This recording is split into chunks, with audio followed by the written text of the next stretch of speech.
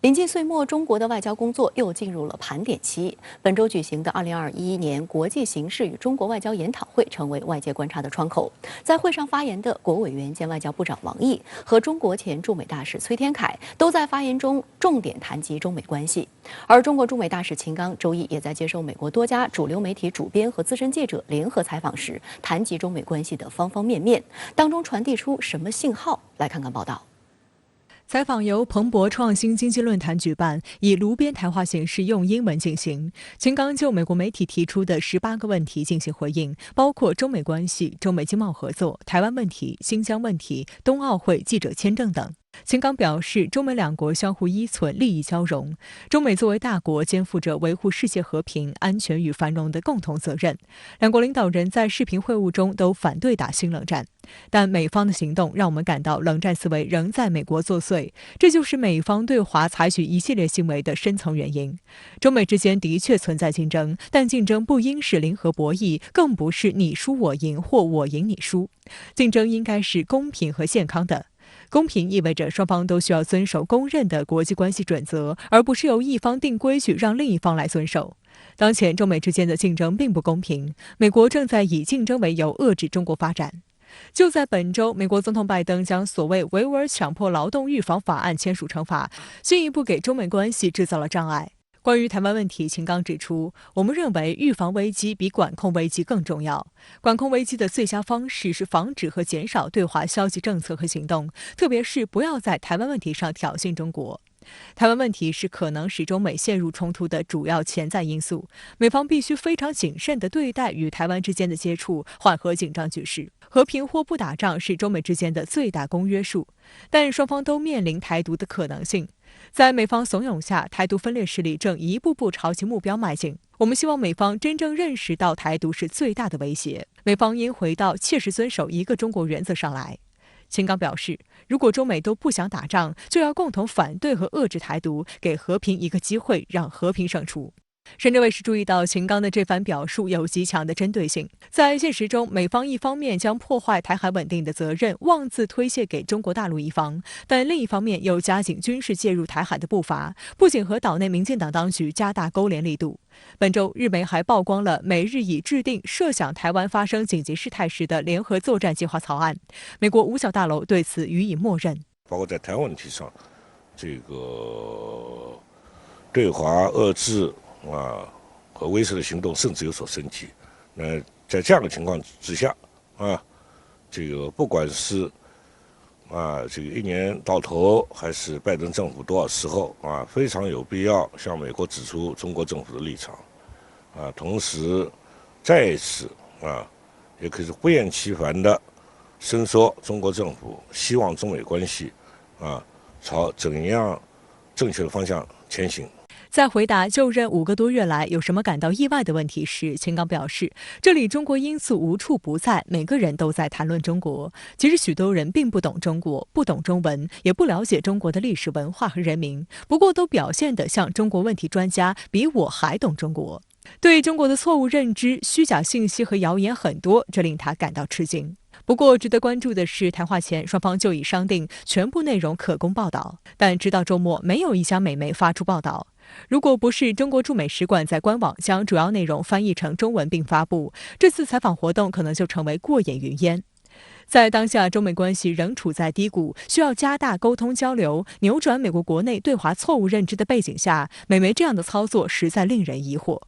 事实上，秦刚大使在针对美国媒体提出关于新疆的问题时就表示，新疆对外国记者是开放的，问题是一些西方记者真正在意的是真相吗？新疆方面举行了多场向各国记者开放的新闻发布会，但是外国记者出席率很低。我们也欢迎外国记者和官员来新疆，但是他们很多不来。包括新疆问题、台湾问题等一系列问题，这个西方政府内外主流媒体他们对中国的看法是这个非常顽固难以变更。那么在这样的情况之下这个要他们采取一种中国人希望的非常开放的态度，愿意聆听中国态度，来广泛的、全面的采访中国有关的这个活动，这个目前看来非常难。就在秦刚大使接受美媒采访的同一天，他的前任崔天凯大使出席了中国国际问题研究院和中国国际问题研究基金会联合举办的2021年国际形势与中国外交研讨会，并作对推动中美关系健康稳定发展的思考专题发言。崔天凯指出，要在世界100年未有之大变局当中来认识和把握中美关系，这样才能更好分析把握中美关系演变趋势，更好运筹塑造中美关系发展大势。美国势必会千方百计、不遗余力的，甚至没有底线的对华打压、遏制、分化、围剿。对此，我们要有清醒的头脑，充分的准备，应对好中美关系今后的曲折动荡，甚至是坐过山车的场景。他还特别提到，基辛格博士最近出了一本新书《人工智能时代和人类未来》，是与谷歌前首席执行官施密特和麻省理工学院苏世民计算机学院院长胡腾洛赫尔一起写的。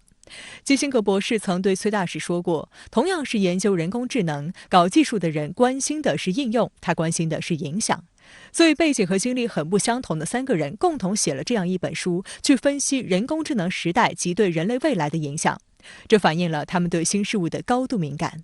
我们应该认识到，像这样的科技创新及其应用，肯定会对人类社会各方面产生广泛影响，迟早会反映到国际关系、中美关系上。谁看得远、抓得早、准备得好，谁就有战略主动。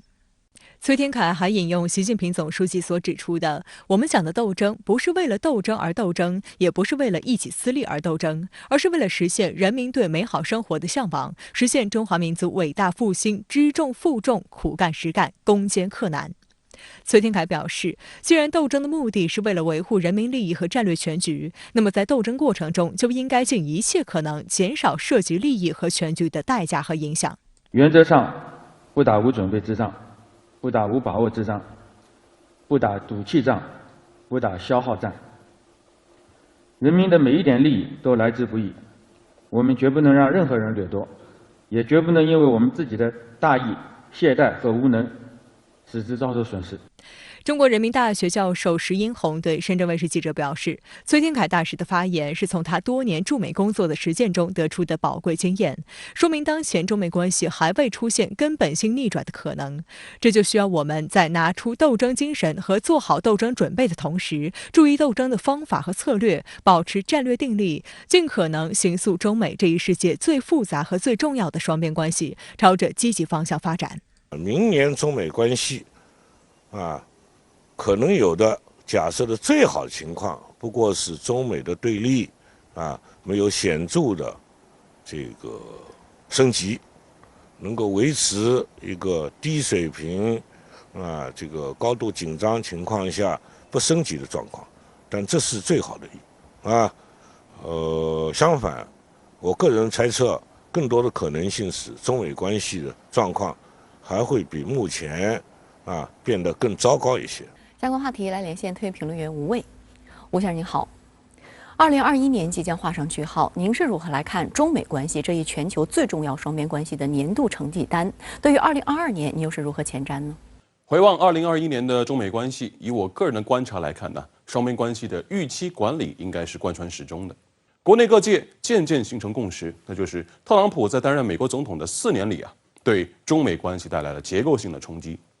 从2017年以贸易战打破局面，到2018至2019年的战略竞争加剧，再到2020年战略对抗升级，中美关系呈断崖式下跌。那么，当拜登先生在2021年1月20号宣誓就职总统之后，中美双方都会形成一个新的预期，那就是这段双边关系能够迎来止跌回升的一年吗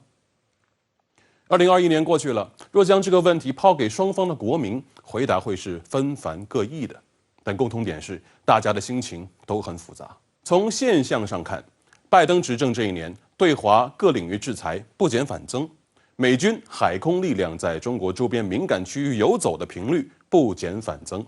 美国政客对中国核心利益的无理指摘不减反增，美国对华发起的意识形态斗争规模不减反增。种种现象提醒着我们，在做中美关系的预期管理时务必心存底线思维。值得欣慰的是，过去这一年，中国在处理这段双边关系时展现出了昂扬的斗志、非凡的定力与博大的胸襟。安克雷奇会晤是美方试图展现其所谓新官上任3把火的场域。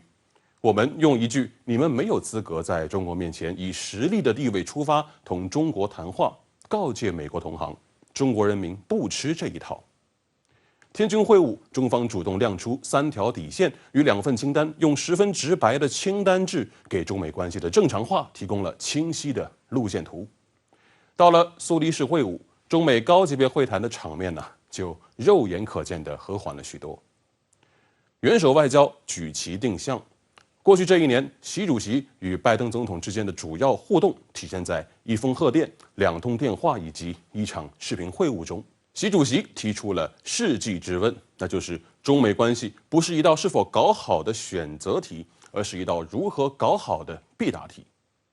这道题有岂止是提问拜登总统，在我看来，它摆在了今后每一位入主白宫的美国总统桌上。拜登总统给出了他的回答，那就是负责任地管理中美竞争关系。回到刚刚那个问题，中美关系在2021年实现止跌回升了吗？经过1整年的预期管理，我个人认为中美关系成功实现了止跌，但要论回升回暖，要走的路依然很长。我们甚至有必要审慎地预估，在未来几年，中美关系的竞争主轴很可能会带来新一轮的震荡。这也就引出了我对2022年的展望。经过1整年的试探与博弈，中美各自都对彼此有了审慎而务实的预期。接下来就该聚焦这对竞合关系的危机管控，尽可能的引导彼此走在求同存异的合作道路上，在世界100年未有之变局中，共同回答好世纪之问。前任驻美大使崔天凯近期围绕中美关系发表了讲话，他特别提出不打赌气仗、不打消耗战等4种仗。他还强调，人民的每一点利益都来之不易，绝不能让任何人掠夺，但也绝不能因为我们自己的大意、懈怠和无能，使之遭受损失。您对这番话又是如何解读？崔天凯2013年4月驻美，接替张业遂成为共和国第10任驻美国特命全权大使。他在华盛顿的8年，经历了中美关系的跌宕起伏。他的发言代表了外交阵地的一线声音，他的表态体现了当事人的思考。我们有必要仔细聆听，认真品读。他的发言题为《对推动中美关系健康稳定发展的思考》，这充分体现了他作为驻美大使贯穿始终的使命。他给出的总体判断是，中美关系目前所处的历史阶段还会延续相当时间，美国不会心甘情愿地接受一个社会制度、意识形态、文化传统乃至于这个种族都很不相同的大国崛起。那进而引出他颇具底线思维的一句话，那就是美国势必会千方百计、不遗余力的，甚至没有底线的对华打压、遏制、分化、围剿。对此，我们要有清醒的头脑，充分的准备，应对好中美关系今后的曲折、动荡，甚至是坐过山车的场景。随后，崔天凯给出了他的建议，那就是原则上不打无准备之仗，不打无把握之仗，不打赌气仗，不打消耗仗。这句不打4种仗成了这几天广为传播的一句话，但在我看来，更引人深思的2句话，恰好是不打4种仗的前一句。既然斗争的目的是为了维护人民利益和战略全局，那么在斗争的过程中，就应该尽一切可能减少涉及我们利益和全局的代价和影响，以及这里的后一句，人民的每一点利益都来之不易。我们绝不能让任何人掠夺也绝不能因为我们自己的大意、懈怠和无能，使之遭受损失。崔大使躬耕中美关系多年，这2句话最能浓缩他的外交智慧与工作感悟。这2句话也正好诠释了我们为什么在原则上不跟美国打这4种仗。崔大使出席的这个外交研讨会的规格颇高，在场的听众不乏外交战线上的指挥员、战斗员，更有许多国关学界的智囊学者。崔大使在这样的场域里发声，是具有标志意义的。好的，也谢谢吴先生跟我们共同在线分享您的观点，谢谢。不久前，德国新政府正式走马上任，不仅标志着德国正式进入后默克尔时代，而且开启了自两德统一以来3党联合执政在联邦层面的首次尝试。然而，德国之声网站近日的一篇文章让外界聚焦这个新政府的内部矛盾。文章称，由于外交理念不同，德国总理和外长之间必有一场恶斗。德国新外长贝尔伯克已经几次宣称计划对中国采取强硬措施，然而总理舒尔茨则坚持延续默克尔路线，展现与中国合作的姿态。总理和外长唱反调，如何影响德国新政府的外交政策？德国的对华态度真的会出现更加强硬的转向吗？有学者就建议稍安勿躁，静观其变。德国之声电台网站12月20号发表的这篇文章，题为《德国对外政策，总理外长必有一场恶斗》。作者严斯图劳观察到，德国新任外交部长贝尔伯克上任没几天，已经完成了一系列出访任务。这位年仅40岁的新外长已经引起了广泛关注。这篇文章指出，本届德国政府是由社民党、绿党和自民党组成的3党联合政府，外交政策是3方长期争执的焦点。而在这个问题上，贝尔伯克希望在德国外交政策中赋予人权及环保更重要的地位，而总理舒尔茨则更倾向于保持德国外交政策的连贯性，延续前总理默克尔的既定方针。有鉴于此，总理和外长发生严重冲突应该只是个时间问题。实际上，德国新总理和新外长在外交政策上的矛盾早就有迹可循。早在竞选期间，贝尔伯克就曾公开展露对华强硬立场。他主张把所谓价值观和人权作为对华外交的重点，将华为等中国企业排除出德国的敏感经济领域，还呼吁欧盟27国团结起来实施统一的对华政策。本月初，当时作为准外长的贝尔伯克在接受德国《每日新闻》采访时，提前告诉外界，他上任后将采取与默克尔政府不同的外交政策，即以价值观为导向，而非以商业为导向。贝尔伯克还不点名批评了他的前任，称近年来有些人在外交领域绝口不提价值观和人权，但在他看来，这不是一种能够长期维持的外交形式。因此，他上任后将把人权作为外交核心。每日新闻认为，这意味着德国对待中国和俄罗斯等国的立场更加趋于武断。不过，德国新总理舒尔茨的表态又把贝尔伯克从强硬转变的立场拉了回来。舒尔茨于12月8号正式接棒默克尔担任德国新一任总理。当地时间12月15号，舒尔茨在德联邦议院发表上任后首份政府报告。在这份报告中，他呼吁对华采取务实态度。舒尔茨强调，中国是德国重要的经济伙伴，德方愿与中方在气候变化、新冠疫情、军备控制等影响全人类的领域开展合作。虽然舒尔茨在演讲中谈及新政府不会对中国的所谓侵犯人权行为视而不见，但是他也强调，这些声音改变不了这样一个事实，即中国这样一个幅员辽阔、历史悠久的国家，在国际力量的协调中占据重要位置。舒尔茨曾在默克尔政府中任副总理兼财政部部长，从政经验丰富。由于同样喜欢做默克尔的菱形手势和务实稳健的风格，舒尔茨还被外界称为男版默克尔。我觉得现在要说这个，这一届政府究竟对华政策是个什么样子，我觉得还有点早啊。他12月8号才走马上任，让我们再看一看。我估计是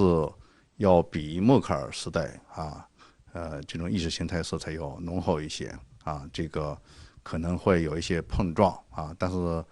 让我们再稍微等一等。总理和外长唱反调，引发了外界对德国新政府对外政策走向的疑虑。在今年9月26号举行的德国大选中，共有3个党派成功取得阻隔权，分别是社民党、绿党和自民党。随后11月24号，3党达成联合执政协定，确立了以社民党领导人舒尔茨为总理的新任德国政府。而现年40岁的绿党领导人贝尔伯克则担任外交部长一职。新组建的政府不仅标志着德国正式进入后默克尔时代，而且开启了自两德统一以来3党联合执政在联邦层面的首次尝试。德国新外长贝尔伯克所在的绿党多年处在在野党的位置，习惯性的挑刺儿叫板，某种程度上向中国的强硬喊话，也是贝尔伯克刷存在的一种表现。贝尔伯克是德国历史上首位女外交部长，从上任以来短短2周的表现来看，她显然不甘心躲在总理舒尔茨的身后。德国《时代周报》在一篇介绍贝尔伯克的报道中称，他突然成为世界政治家。在上任不到1周时间内，贝尔伯克就访问了法国巴黎、比利时布鲁塞尔和波兰华沙，在国际舞台上频频亮相。但这段时间的发言也暴露出贝尔伯克缺乏政治经验的弱点。胡春春认为，贝尔伯克要实现从一个国内小党的利益代表到全德国利益代表的身份转换，因此不必过度解读他作为绿党政治人物的竞选语言。更加重要的是，德国的外交传统以一致性和延续性为世人所称道。从政治惯例来看，德国近年来外交政策的方向是由总理府主导的。这个我看德国媒体上很有意思，他说是这个总理府是主厨呢，主勺呢，还是外交部就是服务员呢？就意思就是说，定大的问题是不是总理府定啊？你外交部是执行部门，服务员嘛，做好炒好菜你端上来。实际上，贝尔伯克的涉华言论，在他正式担任德国外长之后，已经出现了明显转向。在正式上任前，贝尔伯克面对德国日报的采访时，列举了很多有偏见的涉及中国内政的人权问题。此外，贝尔伯克当时还扬言，政府正在讨论是否有必要不要派官员参加北京冬奥会。然而，不到1周时间，第一次以外长身份出席7国集团外长会的贝尔伯克，主动向其他外长介绍起了对华政策。他的态度变得友善，称中国是欧洲人和 G7集团的共同伙伴。现在，德国的态度就是要在公平和保证人权的情况下，能和中国达成合作。随后，在德国电视节目上，贝尔伯克再次就冬奥会问题表态。他开始解释起运动员准备参赛有多么不容易。他自己作为蹦床运动员，深知这种艰苦，所以不支持奥运会被用于政治目的。冯仲平认为，目前德国新政府走马上任的时间还很短，对外政策和对华关系都有待观察。在这一方面，除了德国政府内部磨合值得留意之外，欧盟的对华政策以及德国和美国的关系都是观察点。不仅仅是个单向，是德国影响欧盟，德国现在也希望和其他国家联合起来一起搞。那么这样的话，就给其他国家对德国的政策也提供了个施加影响的影响。所以说，几种观察的角度就是一个是政策决策部门的，你这样一看一个是这个欧盟和德国的关系，德国和美国的关系这都是可以看今后可能会对德国这个政策，特别对华政策、对外交政策总体来讲，可能都是一些影响的一些情况，我们都可以考虑。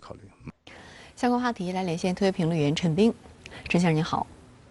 德国联合政府就职后，总理与外长谈对华政策似乎不同调，您对此如何看呢？您是如何来看中德关系走向？美西你好，德国新政府就职以后，对华做出一定的调整，那么是可以理解的，因为呢，国际局势已经发生了较大的变化。德国3党联合组建政府的时候呢，对一些重大的事项也有这个执政协议，对华政策呢就有全面中国战略，与中国的系统性竞争是关键词。但是呢，这只是一种假设，或者说是一种原则。外交事务呢，在随时随地的发生着变化，需要灵活处理。德国对华政策究竟怎样，还是呢要从一些具体的这个事务之中才能见到端倪。现在呢，德国联合政府就处在这外交政策调整和内部协作的磨合期。人们呢已经看到这个总理舒尔茨和外长贝尔伯克之间的矛盾。舒尔茨强调这个欧洲必须有一个共同的新东方政策，要从真实的中国出发来制定对华政策，愿意呢同中国进行合作与公平竞争。而外长贝尔伯克呢则主张在价值观基础上制定对华政策，在新疆、香港、台湾等问题上呢要对华强硬，带有比较强的意识形态色彩。舒尔茨不提价值外交这个词汇，提倡的是公平互利的竞争，而贝尔伯克呢则在多个场合不断地强调价值观外交这个概念，并且将中国呢称作是制度竞争对手，要把对话和强硬结合起来。那么德国外交究竟听谁的呢？是要听总理的还是外长的呢？当然是听总理的。舒尔茨呢是老资格的政治家，与中国呢打了20年左右的交道，那么经历过这个施罗德、默克尔2届政府，对中德关系如何发展呢是胸有成竹。外长贝尔伯克呢是绿党人士，40岁上下，是政坛的新人，还有点意气风发的漂浮感，说话的风度呢还需要历练。但是呢，在对北京冬奥会的立场上，他还是坚持了德国的独特性，没有呢被美国煽糊晕了。现在这个德国联合政府内阁呢还处在磨合过程之中，那么不同党派的不同政治主张也显现出来。但是国际社会呢，普遍的看法是，中德关系呢不会有大的变化，仍然呢会按照默克尔的务实合作路线走下去。德国的3大政党在联合组建交通灯政府的时候，那么有一个重要的约定，那就是对华关系呢将遵循中德政府这个磋商机制。这个机制呢延续多年，具有稳定性和制度性。所以尽管德国外长呢常常有刺耳的言论，尤其是在人权和价值观问题上，但是呢，只要坚持这个磋商机制，中德关系呢就不会发生根本性的变化。也就是说现在断言德国新政府对华政策出现了裂痕和矛盾为时尚早。等到德国外长彭典弼掌天即行以后，这中德务实合作关系呢就会清晰的展现出来。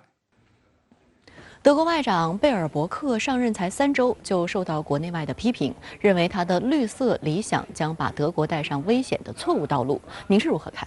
欧洲人呢有一种说法，说绿党呢在野党很好，经常呢提出一些中肯的意见，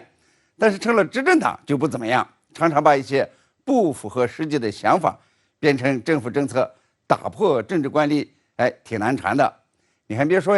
这个德国绿党的贝尔伯克成为外长以后呢，就有点这劲儿，总是想标新立异。那么用东北人的话说呢，就是热烧饼。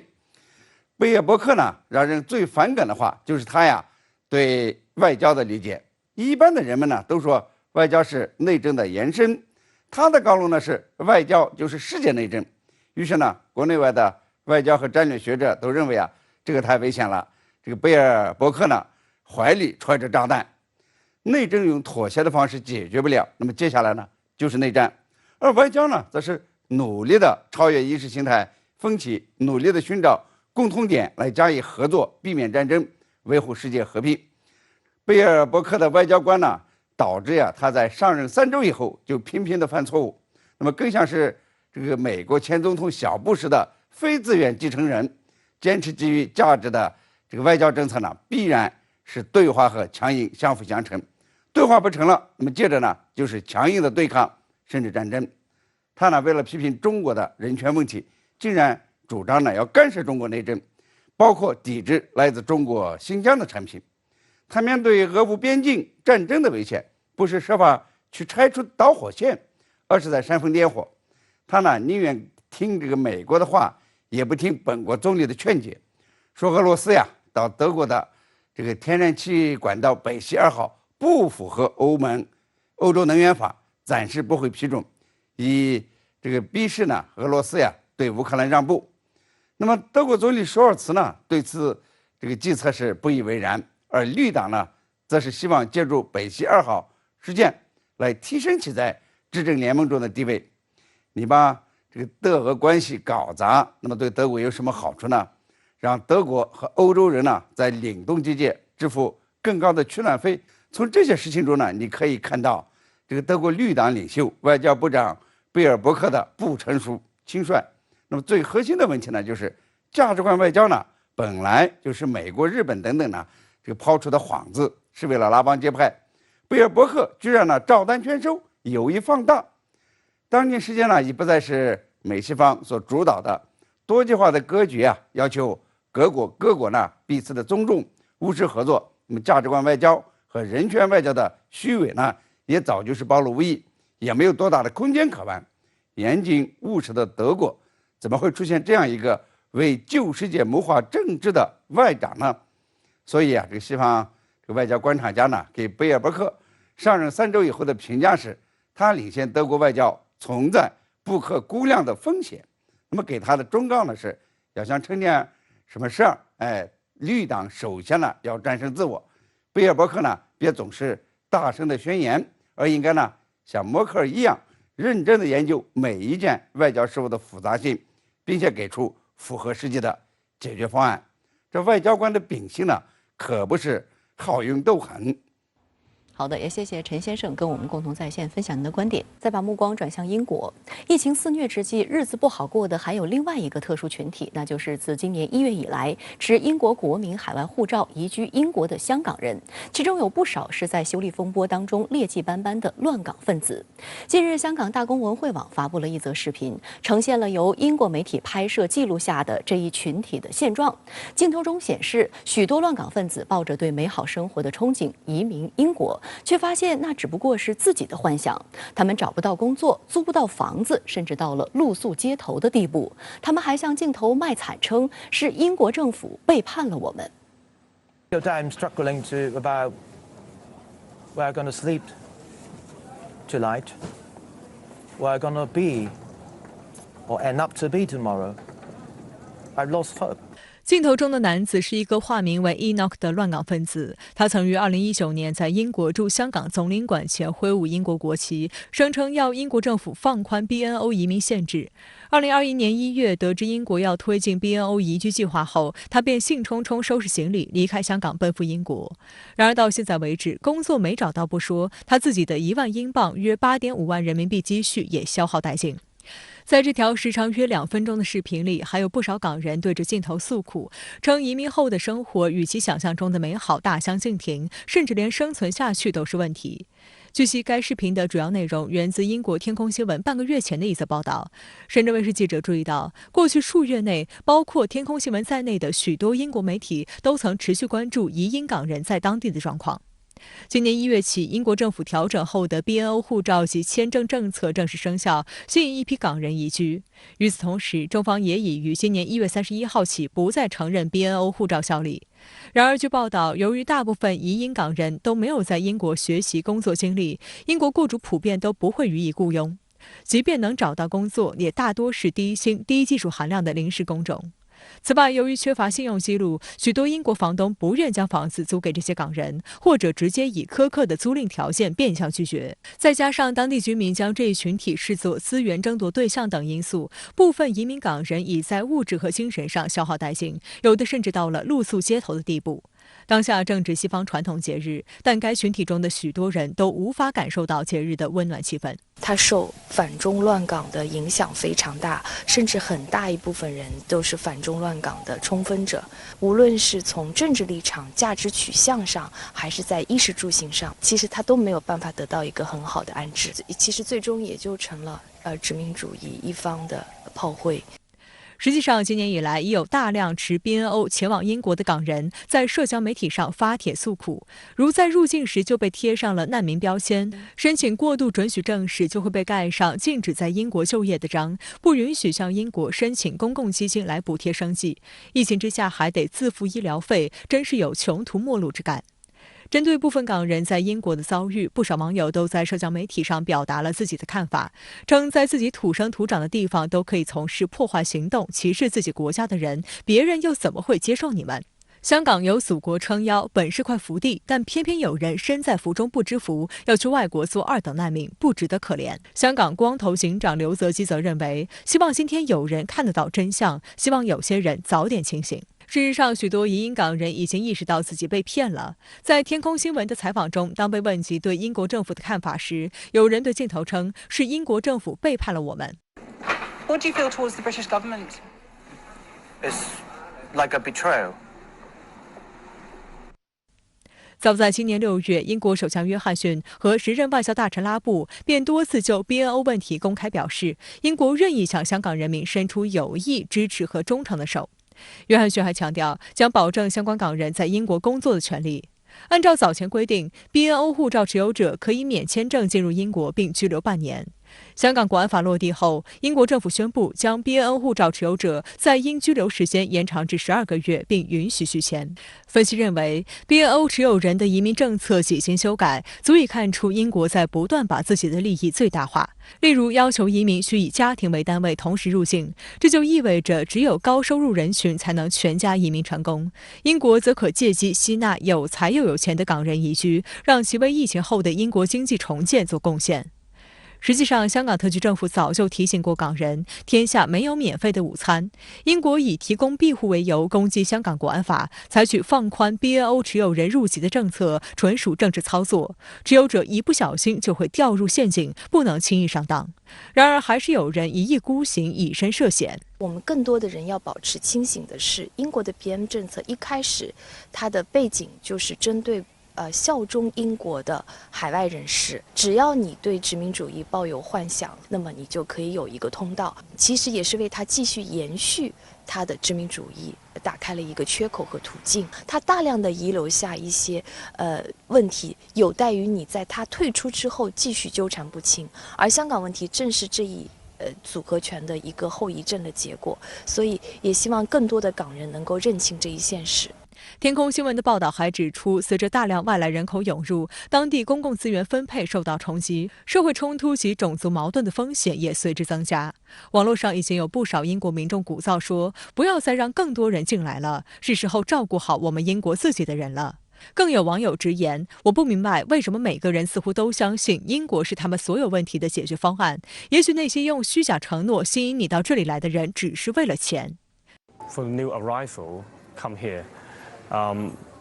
It would be very easy to have social conflict or racism.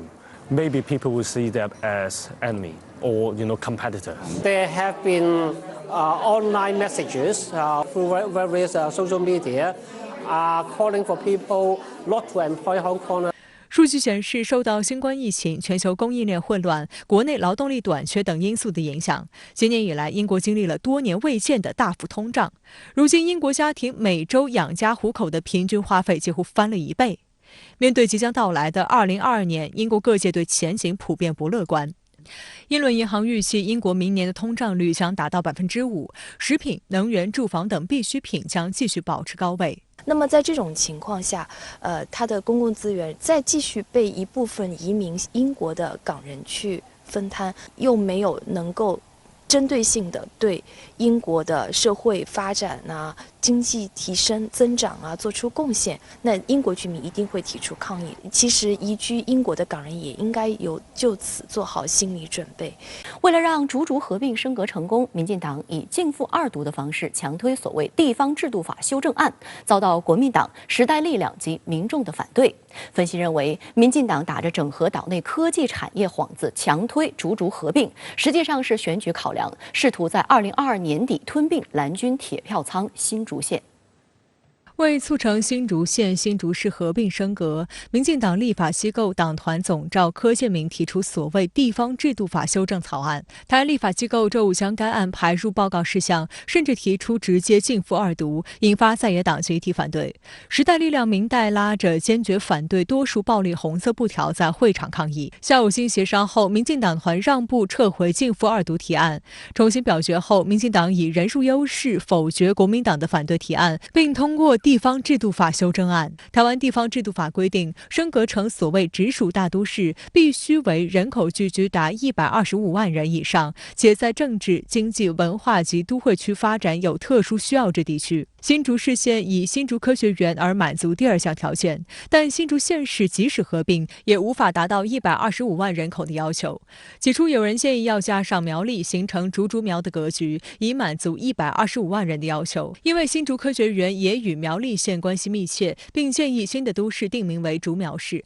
但这一提议遭到民进党的强烈反对。因为目前新竹县和苗栗县都是蓝营执政，竹竹苗格局对民进党不利。在这种情况下，民进党推动修订地方制度法，将人口及特殊需求2大要件均要满足改为2选1，将且改为或，直接撇开新竹科技园早已渗透进入的苗栗。分析指，苗栗县与新竹县都是明显蓝大于绿的地区，民进党的票仓局限于新竹市，因此若只有竹竹合并，民进党籍的新竹市长林志坚在2022透过市票现补便有机会当选。可一旦并入苗栗县，新竹市的票肯定不够补新竹市和苗栗县的洞，有可能民进党永远都无法在竹竹苗合并的新城市获胜，所以当然要抛弃苗栗。刻意的把苗栗排除，也是从选举的考量，所以纯粹就是还是一句话，他就是为了林智坚。台湾9合1地方选举在明年年底举行，按照选举办法，民进党籍新竹市长林智坚下届铁定无法连任。为了续命，他在任期末尾提出竹合并的主张，